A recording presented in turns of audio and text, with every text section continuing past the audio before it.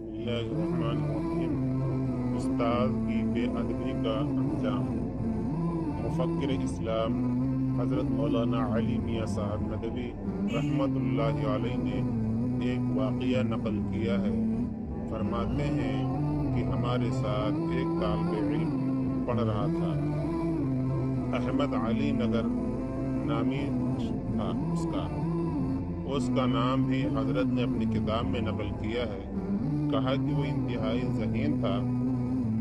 अरबी दोम में जब वो पहुंच गया तो वो अरबी सीखने लगा, और जब वो अरबी सोम में पहुंचा तो बरजस्ता अरबी बोलता था। तमाम उस्तादों को उस पर नाज था, लेकिन हजरत मौलाना सैयद सुलेमान नदवी रहमतुल्लाह अलैह ने जब अपना ताल्लुक थानवी रहमतुल्लाह अलैह से कायम किया तो नदवा के कुछ तलबा ने उनकी मुखालफत की। तो ये तालिब इल्म पेश था, यानी आगे था। वो तालिब इल्म अभी तालिब इल्मी से फारिग नहीं हुआ था कि उसको बीमारी लग गई। इतनी खतरनाक बीमारी लगी कि उसके घर वालों ने उसको हाथ पांव बांध कर घर पर रख दिया। वो फरमाती हैं कि मेरे भाई अब्दुल अली साहब रहमतुल्लाह अलैह जो कि डॉक्टर थे, उन्हें बुलाया गया कि ये कौन सी बीमारी में मुब्तला हो गया है। उसके बाद उन्होंने बहुत इलाज किया, लेकिन अच्छा नहीं हुआ।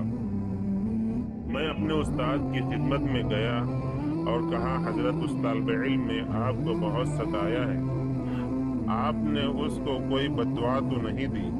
वो फरमाते हैं कि हजरत ने कुछ जवाब नहीं दिया। फिर मैंने कहा कि हजरत बद्दुआ दी हो तो माफ़ कर दो, उसकी तरफ से मैं माफ़ी मांगता हूँ, क्योंकि इंतहाई ज़हीन तालिब इल्म था।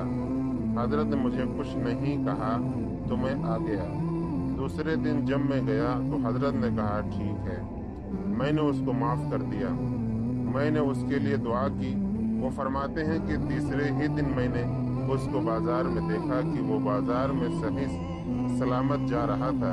मुझे बहुत तवक्को थी कि वो बहुत काम करेगा, मेरे से भी अच्छा लिखने वाला था, लेकिन हफ्ते के बाद पता चला कि वो किसी हादसे में इंतकाल कर गया। इसलिए हम सबको चाहिए कि अपने असातिज़े किराम की बेइज्जती ना करें, बेअदबी ना करें, बल्कि खुश अखलाकी के साथ, बंदा पेशानी के साथ, प्यार और मोहब्बत के साथ अपने उस्ताद के साथ रहें।